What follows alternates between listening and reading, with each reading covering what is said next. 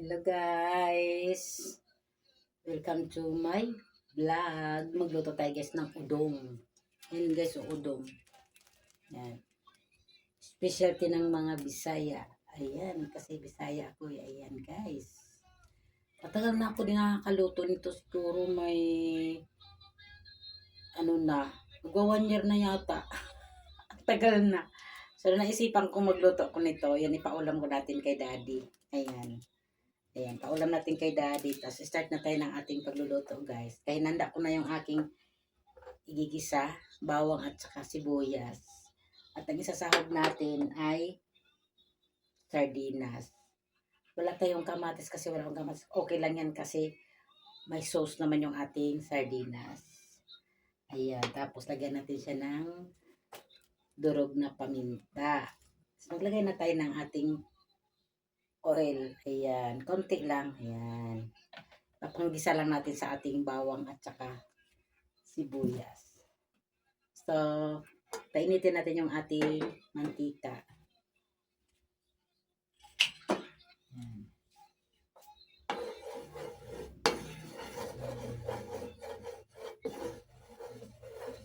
Sarap ng udong.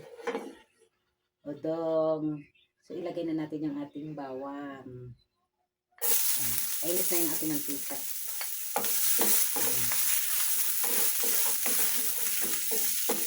Dahil ang tinutuin, gisahin mo lang yung bawang sibuyas, lagyan natin ng tubig, pagkakuluin natin. Pagkatapos natin ilagay yung ating sardinas.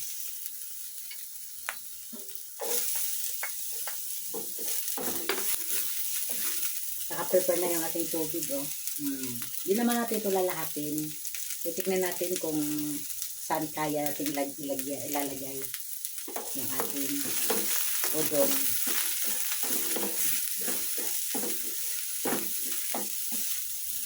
Ilagay na natin yung ating sardinas.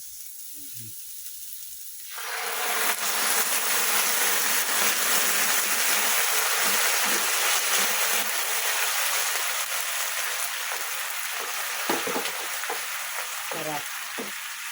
Hatiin natin yung ating laman ng sardinas. Ayan. Tapos lagyan natin tubig yung ating pinaglagyan ng sardinas, no?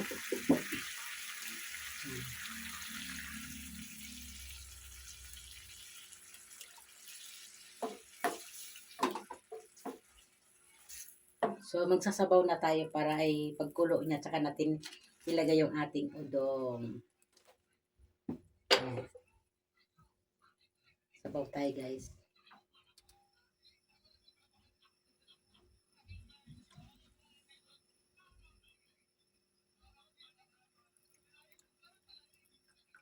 Kasi susipsipin niya yung yung ating tubig ng udong. Busin na natin. Yan. Oh. 1.5 ang dami nun. Kasi pag puno ito, 2 liters. 6 na 6 na balot na udong. Yan. 6. Pagkulo niyan, saka natin ilalagay yung ating udong. Tatakpan natin.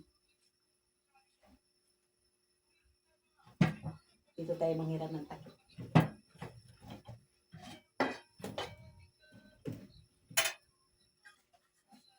Sakto sana. Yun. Yan. Pag kumulo yan, ilalagay natin yung ating udong.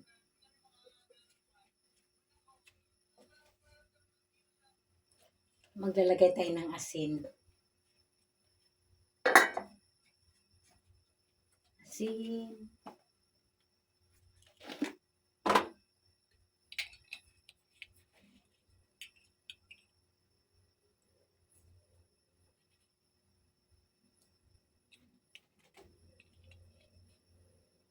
Marami yung ating marami yung ating tubig. Maglalagay na rin tayo ng ating durog.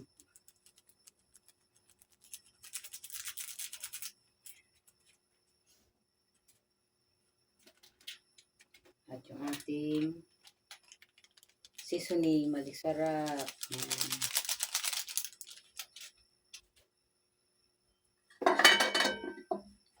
Haluin natin. Malapit na siyang kumulo. Malapit na siyang kumulo.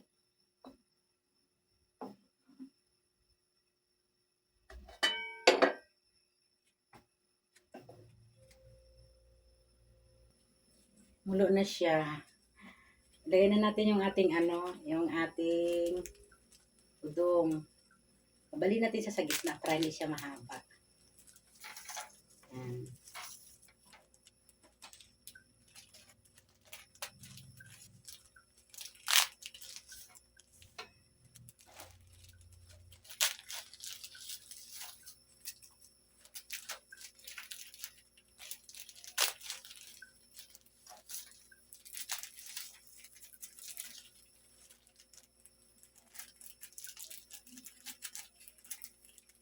Sayang.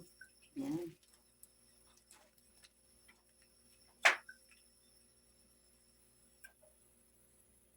Hinahan natin.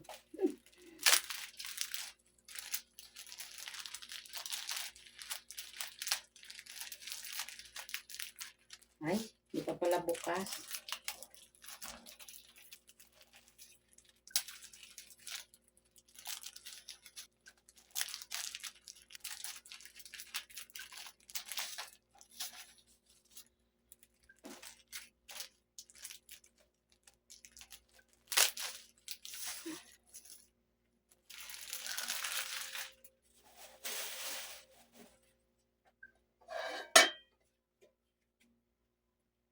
Ating haluin.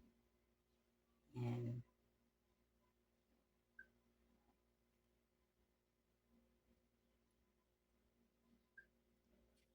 Kung magising pa hinaan, kasan natin yung apoy.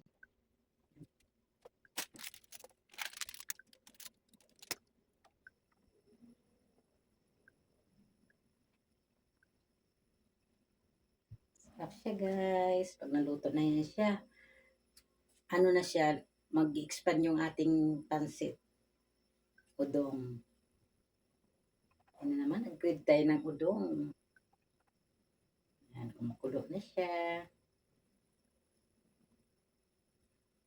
Sarap. Ito yung madali naming lutuin kapag pagka tama lang yung budget mo. Yan, pag wala kang pambili ng gulay o karne isda, ito madali lang to. Isabaw na rin.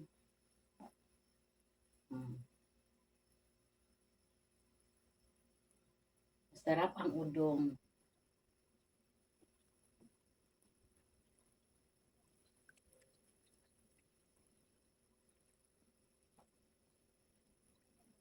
Sarap ang udong. Kita mo guys, oh, di ba? Oh. Halos nag-balance na yung sabaw at yung ating pansit. Kayo na halos sabaw lang nakikita natin, ano. Ngayon kita nyo guys, oh, umalsa na yung ating pansit udong.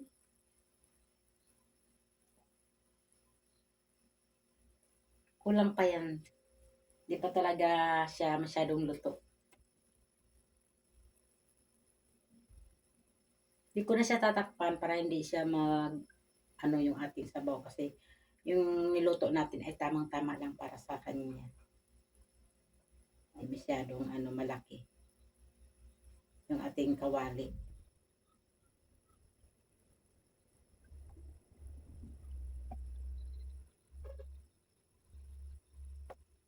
Tikman natin kung anong kanyang timpla.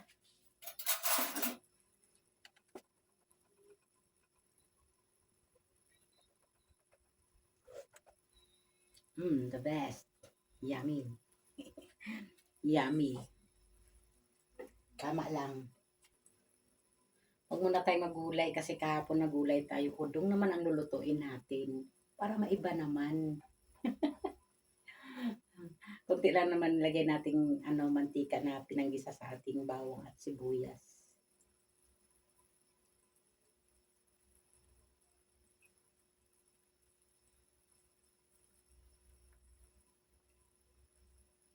Para mag-enjoy tayo na makain natin yung ating gustong kainin, adjust natin yung mantika paggamit. Kunti lang.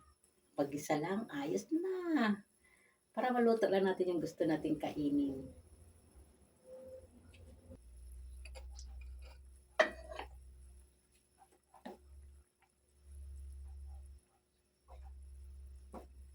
Mamaya pagka na-off ko na yung kalan, siyempre luto na siya. Sisip-sipin niya pa rin yung yung ating sabaw. Mm-mm.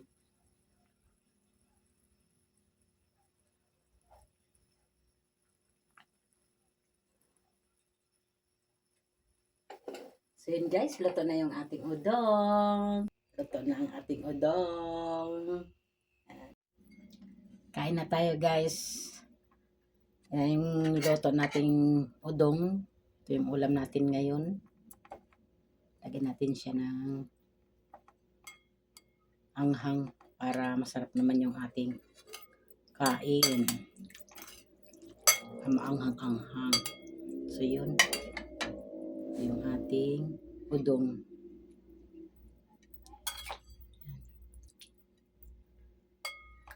Sarap. Yummy. Kain po tayo. Masarap ang ating udong.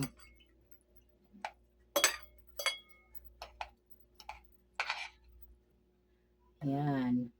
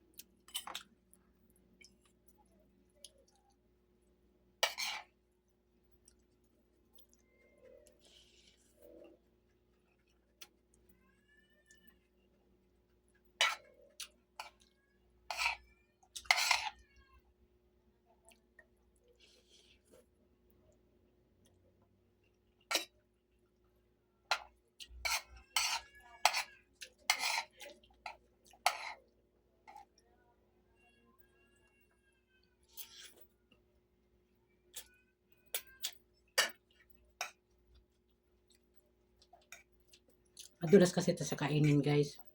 Dahil sa lunukin. Mm.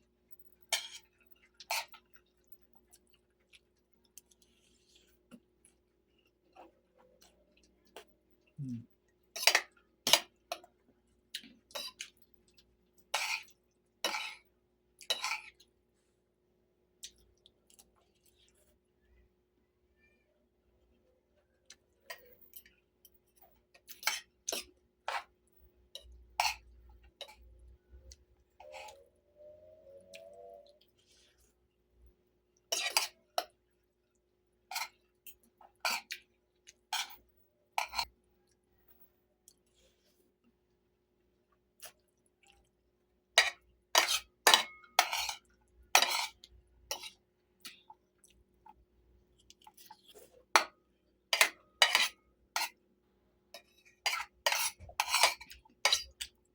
Yung maliit lang na sinigang.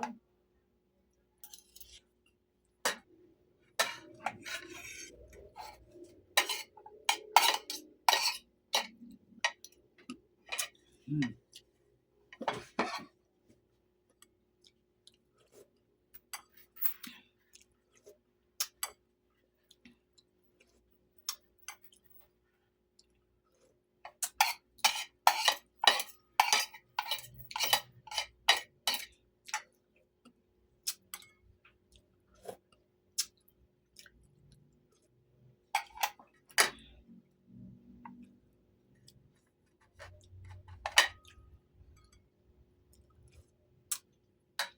Guys, thank you for watching. Tapos tayo kumain. Bye.